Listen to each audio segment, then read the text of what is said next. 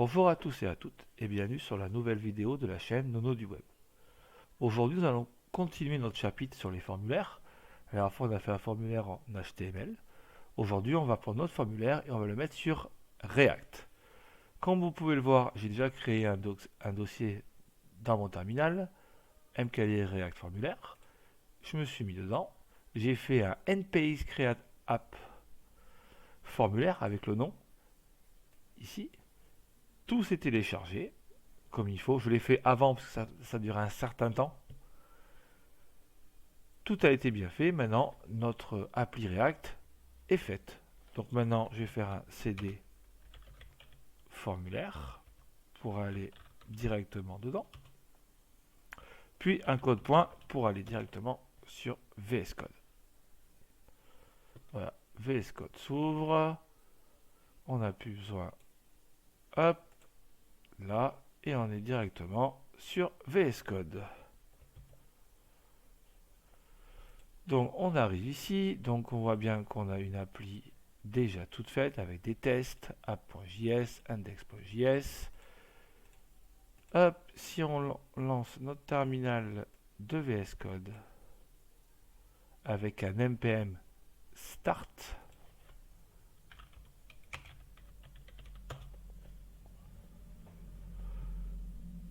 normalement on va avoir notre page qui est déjà préfaite. Quand même, tout va se mettre en route. Après on va faire un peu de ménage pour instaurer notre fameux formulaire. Donc ça se lance. Hop, sur l'autre écran bien sûr. Voilà. En localhost 3000. Et normalement ça charge. C'est un peu long aujourd'hui. Et normalement on va avoir enfin notre page que je vais mettre sur le côté. Hop, voilà. On a notre page React. Et ici, on a notre code comme la dernière fois. Voilà, on n'a plus de code. Voilà, donc ça, c'est vraiment le démarrage. Là, on démarre avec une appli React toute neuve. Bon, maintenant, on va faire un peu de tri. Déjà, on n'a pas besoin de l'app.js pour le moment. Pour ce qu'on fait, on n'a pas besoin, on supprime. Hop, directement dans le point app, on va demander ça du coup. Alors, il y a une petite erreur, il ne le trouve pas, c'est normal, il a disparu. On va aussi enlever le logo. Hop. On va aussi enlever tout ça qui va vraiment nous servir vraiment pour l'instant à rien. On n'a pas besoin de faire de test, donc on va l'enlever. On va aussi enlever l'index.js, qu'on n'aura pas besoin pour ce qu'on va faire aujourd'hui. On va aussi enlever tout ça, qui nous sert à nous vraiment à rien. Voilà, là on a fait un peu de ménage. Maintenant dans index.js, mais ça, on l'a plus. Ça, non plus. Et il va nous manquer que ça. Voilà, là on a fait un ménage complet de ce que vous avez besoin pour commencer une appli React. Maintenant on va voir si ça marche, on va là et on écrit coucou. Et on a bien notre coucou qui apparaît ici. Donc, pour faire du React, React marche en composants. Là on va pouvoir mettre tous les composants qu'on veut et tout va s'afficher comme on le sent. On va faire un exemple. On va créer dans CRC un dossier composant, component.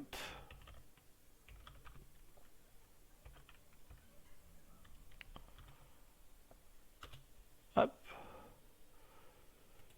Auquel on va créer un nouveau dossier qu'on va nous appeler contact. On fait une page contact. Et dans lequel on va créer des fichiers contact.jsx. Et on va aussi créer un deuxième fichier contact.css. Ça, c'est ma façon de fonctionner Il y a plusieurs façons de faire pour faire une hiérarchie dans React. Moi, je fonctionne comme ça. Je fais un dossier par composant et dedans, je mets le .jsx et le .css. Il y a plusieurs façons de fonctionner. Moi, je fonctionne comme ceci.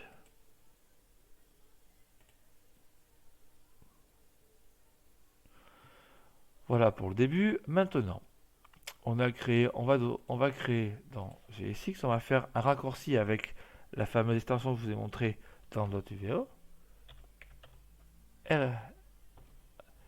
RAFCE qui permet de construire directement notre composant. Voilà. On va de suite lui importer le CSS. Donc on fait import et contact.css. Mais pour l'instant, on a créé, mais on ne voit rien. C'est normal. Parce qu'il faut, dans l'app, lui dire ici qu'on veut ce fameux composant. Et on va l'appeler avec le chevron. Hop, contact. Là. React l'importe directement. Hop, on ferme.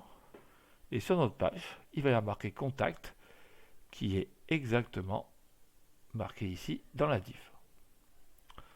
Donc voilà, pour l'instant, notre page React marche très très bien. Maintenant, on va importer ce qu'on a fait en page HTML. On va directement, on va pas tout refaire comme ça, on va tout mettre directement. Donc là, dans la div, on va importer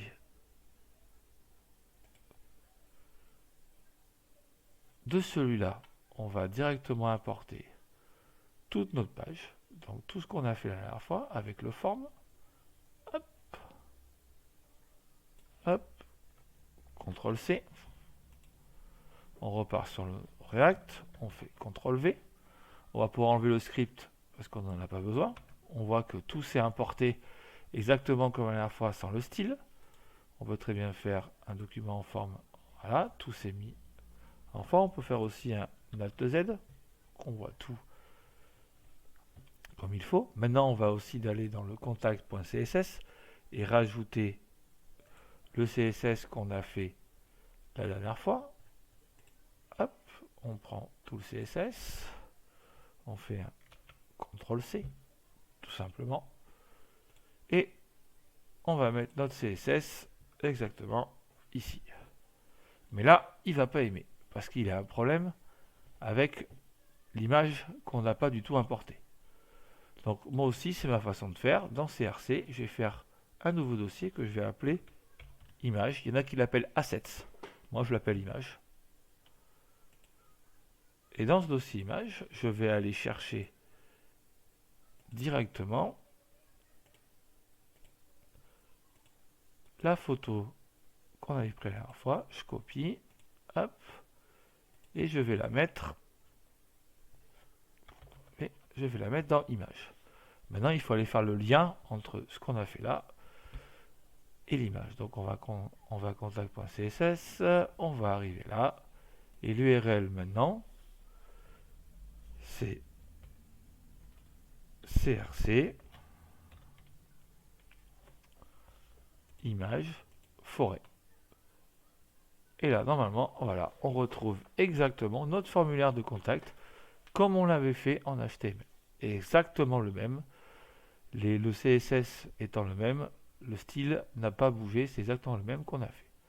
Maintenant, dans React, il y a du JS. La fois, on a fait vraiment une toute petite base que je ne vais pas rajouter ici. On va faire autre chose. Maintenant, on va pouvoir aller chercher l'état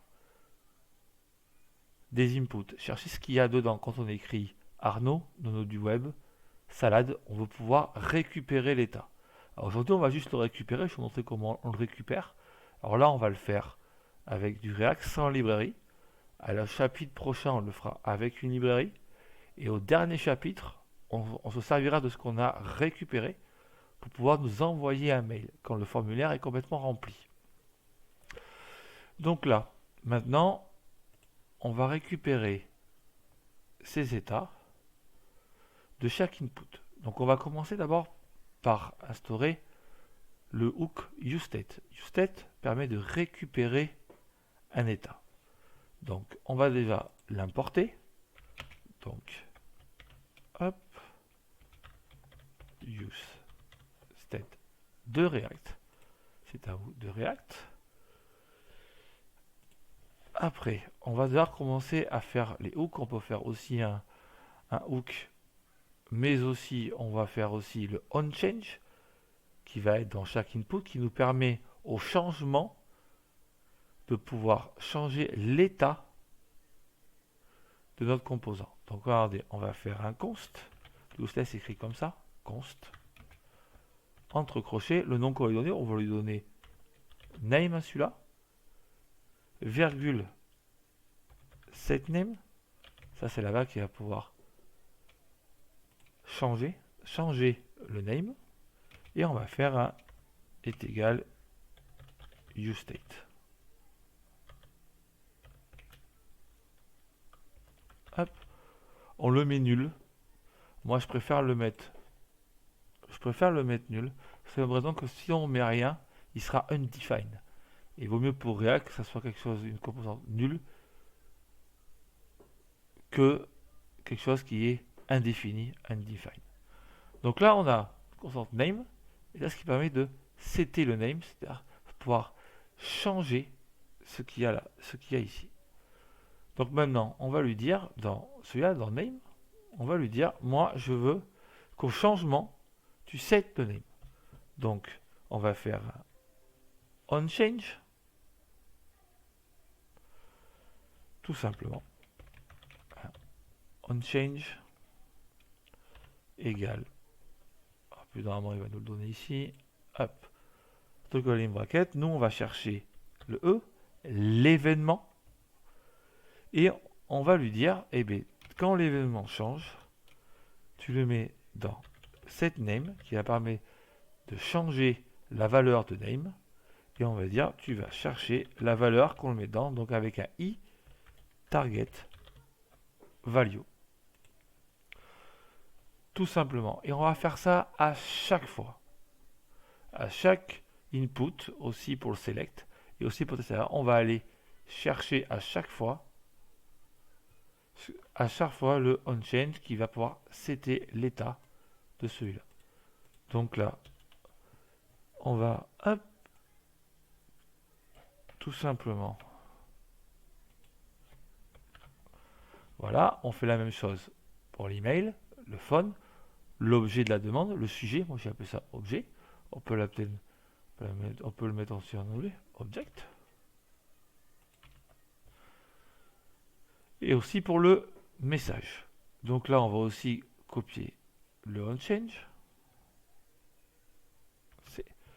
Qu'on va mettre ici pour le email. Là, du coup, ça va être set email. On va le mettre ici pour set phone.